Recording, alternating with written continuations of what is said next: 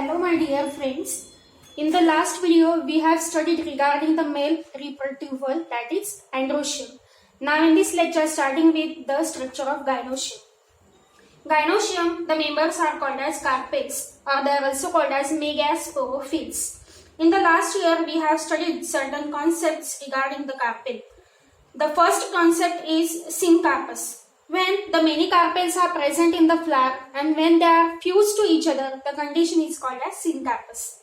When the carpels they are free from each other, the concept is called as apocarpus. When only single carpel is present, the condition is called as monocarpellary. So these are the concepts regarding the gynoecium in the flower. The members of gynoecium they are called as carpels. Each carpel consists of stigma, style and ovary. The stigma is the part where the landing of pollen grains takes place after pollination. Style, it helps to carry the pollen tube towards the mature female gametophyte. And the ovary, which is the basal fused part of the flower, that shows the presence of ovules. Now starting with the structure of anatropous ovule. Anatropous ovule is the characteristic of angiospermic plant. You can remember this by the AA. A for anatropous, A for angiosperm. Anatropous ovule is also called as drooping ovule because you can see the ovule is drooped. The body of ovule is inverted one. So it's called as inverted ovule. In gymnosperms, the ovule is orthotropous, which is called as straight ovule. The anatropous ovule, ovule is attached inside the ovary to the placenta. Placenta is called as a fertile or the nutritive tissue, which provides nutrition to the developing female gametophyte. The stalk of the ovule is called as funiculus. The part of the ovule where the funiculus attaches, that is called as hillock, point of attachment. This is called as the main body of ovule. Outermost coverings, protective coverings, they are called as integuments. There are two in number, outer integument and inner integument. The base of the ovule is called as chalaza. The integuments, they covers the body of ovule, but they leaves one space at the tip, and that space is called as micropyle. As the name indicates, it is the smallest opening through which the entry of pollen tube takes place. Chalaza bears the weight of the ovule. It supports the body of ovule. Inside the inner integument, the parenchymatous tissue is present, and that tissue is called as nucellus. One of the cell of nucellus acts as a megaspore mother cell that undergo meiosis to form a mature embryo sac. That will study under the point development of female gametophyte.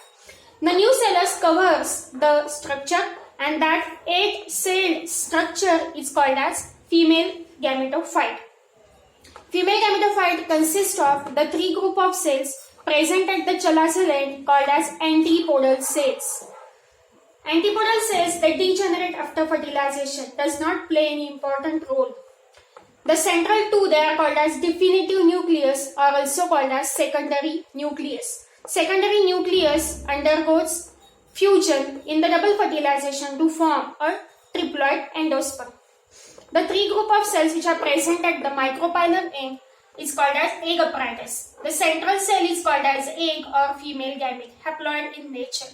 And the lateral two, they are called as synergids, which are also called as nurse cells. Egg cell fuses with the male gamete to form a diploid zygote.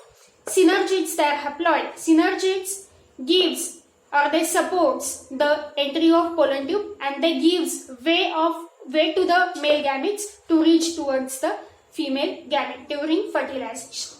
This is regarding the structure of anatropous ovule. Now next point is development of female gametophyte. It starts with a single cell which is called as megaspore mother cell.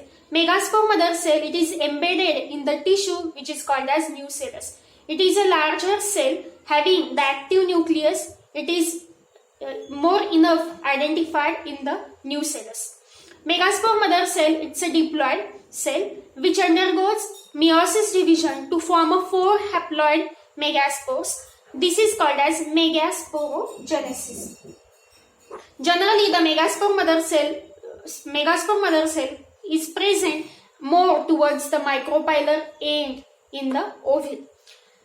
Megaspore mother cell undergo meiosis to form 4 haploid megaspores. This is called as linear tetrad of haploid megaspores.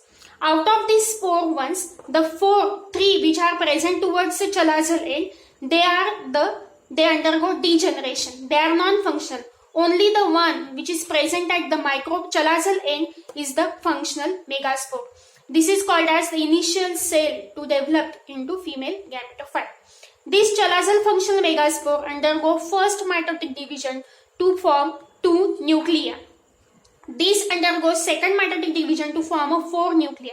Again, this cell undergoes third mitotic division to form 8 nuclei. Now, out of these 8 nuclei, 3 they remain at the chalazal end to form antipodals. 3 they go towards the micropylar end to form an egg apparatus consisting egg cell in the center surrounded by the 2 synergids. And the 2 they present at the center, they are called as polar nuclei. Later they develops into secondary nucleus or definitive nucleus. This is 7 cell and 8 nucleated structure is called as mature embryo sac. This mature embryo sac, in most of the angiosperm, it is endosporic because it develops inside the megaspore. This is also called as monosporic because only a single megaspore involved in the formation of female gametophyte. So it's called as the monosporic.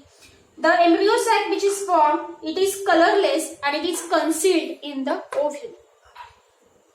Students, in this lecture, we'll stop here only. In the next video, we'll introduce regarding the pollination part. Thank you.